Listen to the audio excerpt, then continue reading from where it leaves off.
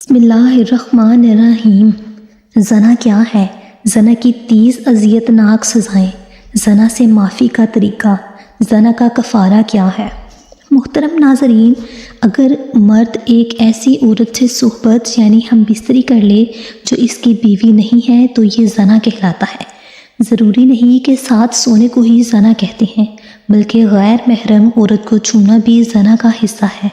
ایک حدیث ہے جس کا مفہوم کچھ اس طرح ہے کہ رسول اللہ صلی اللہ علیہ وآلہ وسلم نے فرمایا، اللہ کے نزدیک شرک کے بعد سب سے بڑا گناہ یہ ہے کہ آدمی اپنے نطفہ کو ایسی شرمگاہ میں رکھے جو اس کے لیے حلال نہیں ہے، یعنی زنا کرے۔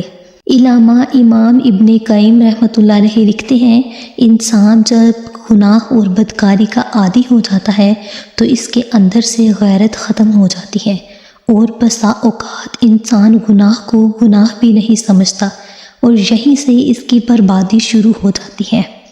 اللہ پاک کا وعدہ ہے کہ زانی کو آخرت میں سزا تو ہونی ہی ہے، لیکن اس کو اس وقت تک موت نہیں آئے گی جب تک زنا کی سزا اسے دنیا میں نہ مل جائے۔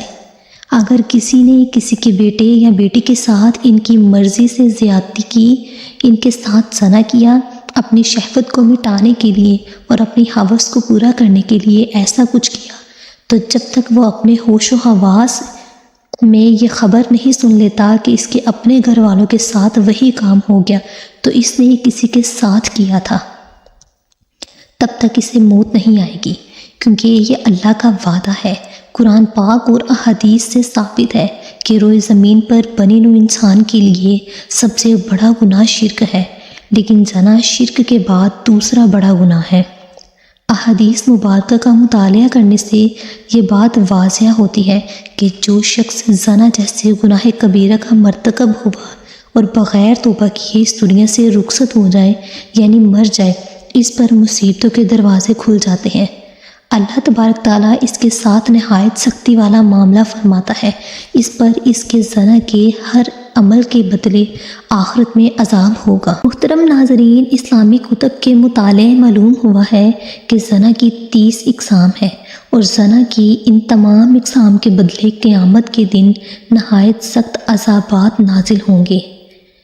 اگر غیر محرم کے چہرے کو محبت کی نگاہ سے دیکھتا تھا تو قیامت کے دن چہرے کا گوشت گر جائے گا۔ غیر محرم سے دل لگی کی باتیں کرتا تھا تو قیامت کے دن روتا ہوا اٹھے گا۔ غیر محرم سے ملاقات کر کے خوش ہوتا تھا، قیامت کے دن غمگین اور اداس حالت میں اٹھے گا۔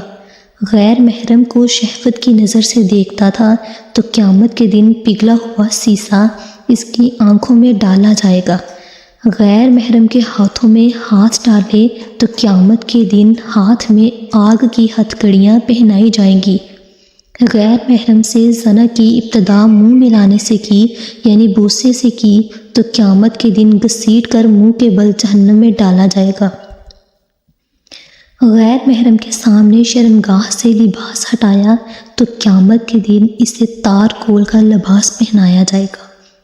غیر محرم سے ملاپ کے دوران جنسی طوفان اٹھا تو قیامت کے دن شرمگاہ کو آگ سے دہکایا جائے گا۔ غیر محرم کی چھاتی سے مزہ لیا تو قیامت کے دن چھاتی کے بل لٹکایا جائے گا۔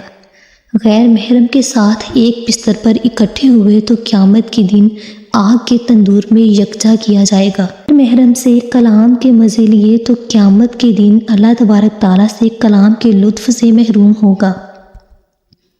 غیر محرم سے ہمیشہ کی دوستی کے وعدے کیے تو قیامت کے دن جہنم میں ہمیشہ کا عذاب ہوگا۔ غیر محرم کے جسم پر سواری کی تو قیامت کے دن غیر محرم کے شوہر کے گناہ اس کے سر پر سوار ہو جائیں گے۔ غیر محرم کے جسم پر اختیار پایا تو قیامت کے دن غیر محرم کے شوہر کو اللہ تبارک تعالیٰ زانی شخص کی نیکیوں پر اختیار دے دے گا۔ غیر محرم سے زنا کے وقت انگ انگ سے مزہ پایا تو قیامت کے دن اس کے انگ انگ کو بچھو کاٹیں گے۔ غیر محرم سے تعلق چھپانے کے لیے لوگوں سے جھوٹ بولا تو قیامت کے دن اس کے منہ پر مہر لگا کر اس کے اعضاء سے گواہی لی جائے گی۔ غیر محرم کے بالوں میں محبت سے انگلیاں پھیری تو قیامت کے دن بالوں سے پکڑ کر جہنم میں لٹکایا جائے گا۔ غیر محرم سے مل کر جنسی پیاس بجھائی تو قیامت کے دن پیاسا اٹھایا جائے گا۔ غیر محرم سے زنا کے لیے لوگوں سے چھپ کر گیا تو قیامت کے دن ساری مخلوق کے سامنے بھی عزت کیا جائے گا۔ غیر محرم کے جسم کے بوسے لیے تو قیامت کے دن سانپ پورے جسم کو ڈسیں گے۔ غیر محرم کے جسم کی مہک سونگی تو قیامت کے دن جسم سے حیران کن اذیت ناک بدبو آئے گی۔ جو مرد یا عورت غیر محرم کے لیے چہرہ سنوارتا تھا، قیامت کے دن اس کا چہرہ سیاہ ہوگا۔ غیر محرم سے ملاپ کے وقت شرمگاہ سے منی خارج ہوئی، قیامت کے دن شرمگاہ سے بدبو خارج ہوگی۔ غیر محرم سے مل کر سلام کرنے والے پر قیامت کے دن اللہ تبارک تعالیٰ لعنت فرمائے گا۔ غیر محرم کی گردن سے گردن ملائی تو قیامت کے دن گردن میں آگ کی زنجیر ڈالی جائے گی۔ غیر محرم کو دیکھ کر اس کا چہرہ کھل جاتا تھا تو قیامت کے دن اس کے چہرے کو آگ سے مشتعل کیا جائے گا، یعنی جلایا جائے گا۔ غیر محرم سے ہنسی مذاق کر کے قہقہے لگاتا تھا تو قیامت کے دن پیٹتا چلاتا ہوا اٹھے گا۔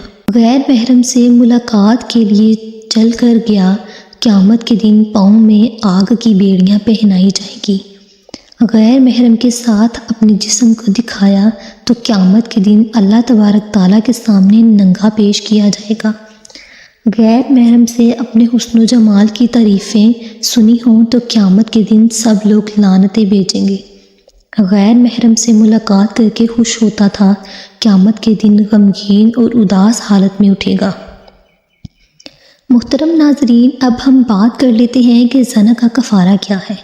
حضرت عبادہ بن صامت رضی اللہ تعالیٰ عنہ سے روایت ہے، رسول اللہ صلی اللہ علیہ وآلہ وسلم کے ساتھ بیٹھے تھے کہ آپ صلی اللہ علیہ وآلہ وسلم نے فرمایا، بیعت کرو مجھ سے اس اقرار پر کہ اللہ تعالیٰ کا شریک کسی کو نہیں کرنے کا، اور زنا اور چوری اور ناحق خون جس کو اللہ تعالیٰ نے حرام کیا نہیں کریں گے۔ پھر جو کوئی اپنے اقرار کو پورا کرے گا اس کا ثواب اللہ تعالیٰ پر ہوگا، اور جو کوئی کام ان میں سے کر بیٹھے گا پھر اس کو دنیا میں سزا ملے گی، یعنی حد لگے گی، تو وہی اس کے گناہوں کا کفارہ ہے۔ جو دنیا میں اللہ تعالیٰ اس کے کام کو چھپا لے، عاقبت میں اللہ تعالیٰ کو اختیار رہے، چاہے اس کو معاف کر دے چاہے عذاب دے لے۔ زنا کے ارتکاب کی وجہ سے زانی برکتوں سے محروم کر دیا جاتا ہے، جبکہ تقویٰ پرہیزگاری کی وجہ سے برکتوں کے دروازوں کو کھول دیا جاتا ہے۔ ارشاد باری تعالیٰ ہے، جس شخص نے میری یاد سے منہ موڑا اس کے لیے رزق میں تنگی کر دی جائے گی۔ زانی چونکہ احکام خداوندی سے اعراض کرتا ہے، لہٰذا اکثر اوقات اس کی معیشت کو تنگ کر دیا جاتا ہے، حلال رزق کی کمی ہو جاتی ہے، جس کی وجہ سے وہ حرام کمائی کے دروازے کھول دیتا ہے، پھر حرام کی کمائی سے حرام کام کرتا پھرتا ہے۔ زانی اگر اپنے گناہ سے توبہ نہ کرے تو وقت کے ساتھ ساتھ اس پر کامیابی کے دروازے بند ہو جاتے ہیں، اس کا ہر کام ادھورا رہتا ہے، سارا دن محنت مشقت گزارنے کے باوجود اسے اپنے کام سمیٹے نظر نہیں آتے۔ جب بھی کوئی کام مکمل ہونے کے قریب آتا ہے تو کوئی نہ کوئی رکاوٹ پیش آ جاتی ہے۔